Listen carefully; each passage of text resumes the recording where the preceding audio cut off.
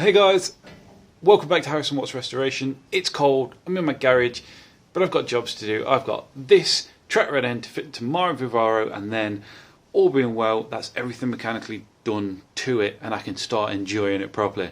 If you want to see how to do this, it shouldn't be a long job, but you've got to make sure you get the tracking kind of right. I'm going to show you how to try and do it without affecting your tracking so that you don't have to go and get it tracked afterwards if you don't want to. So let's get into it.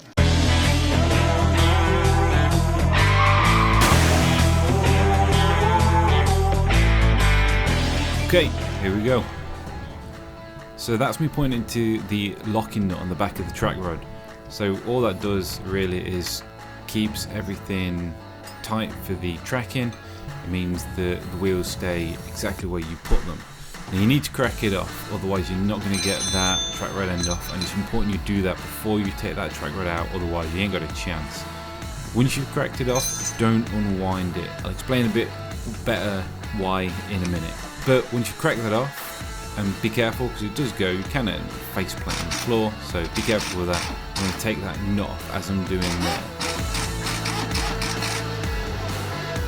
So 17mm I do believe.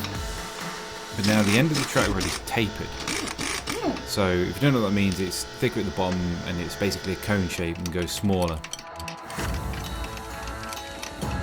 But it also spins because it is a ball joint, so that's why I was struggling. It won't come off with the gun. Now what I'm doing here is, what you can do is you can force that taper up into the hole and it grips. 9 times out of 10, if you can do that, then that nut will still undo with the gun.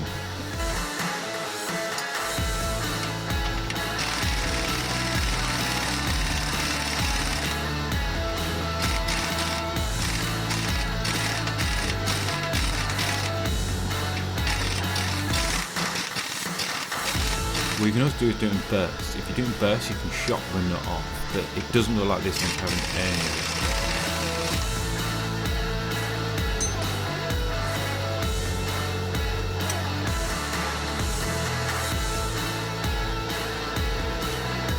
And give it up. Always a better option. It includes fire and brimstone. Brimstone fire? Don't know. It's an angle grinder. Basically we're going to get the angle grinder on it. Pretty sparks and the nuts off the top.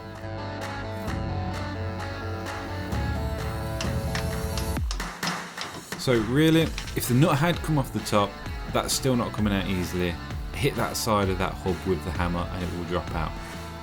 Now, what I'm doing here is I'm twisting the track rod off, but I'm also counting how many turns. Now this is important because if you've got an identical length track rod going on, which you should do, and you twist it back when you put the new one on, exactly the same amount of turns as you've taken it off, then you're not going to have to adjust your tracking. It will be exactly where you left it.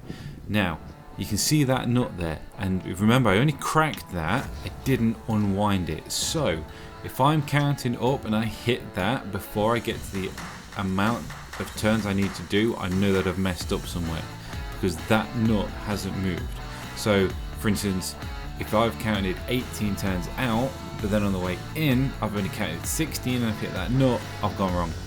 Something's different. So that nut is a good marker. I should get to 18 and be just at that nut.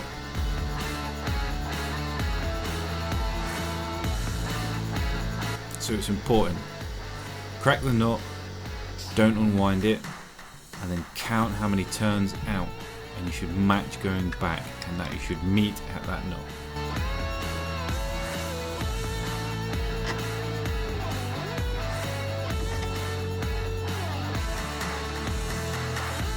New one up, new nut on.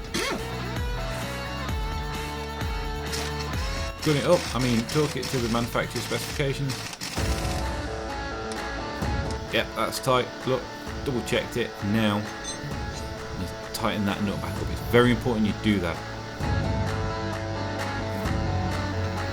Because the inner arm can turn on its ball joint, and if that turns, you're unwinding or you're winding it in, you're changing the trajectory of your wheels. but with that nut torn up, can't happen. So make sure you do that nut up. And that is the job.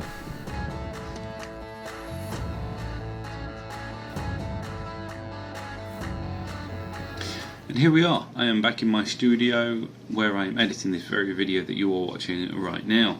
So I just wanted to say that most track rod ends on all the European models are more or less the same. So they may be different in length and sometimes shape. You may get straight ones, some with curves, but they are generally all pretty much the same idea or design. So you can take this away and use it on practically any European vehicle. The Americans change a little bit.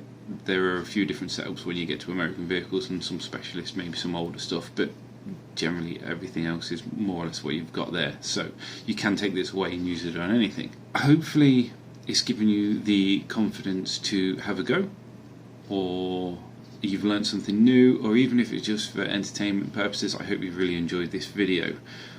I want to say a big thank you because we have gone over the 100 subscribers mark, and that's amazing. Thank you very much. Hopefully you're really enjoying these videos, and as always, leave anything in the comments below about anything you think we should be doing maybe a little differently, try something new. I'm always open to recommendations and willing to try stuff, so let me know. I do want to apologise for how long it's taken to get a new video out. It's been a bit of a busy time. I have started a new business, but hopefully that will go hand in hand with more content.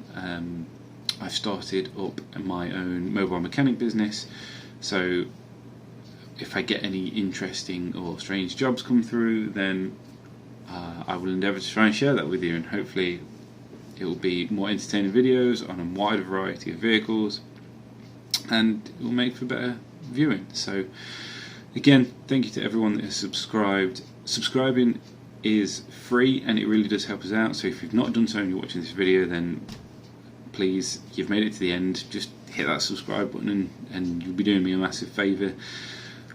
So that's everything I really want to say. I hope you enjoyed it. Thank you very much. Go and have a go, and we'll see you in the next one.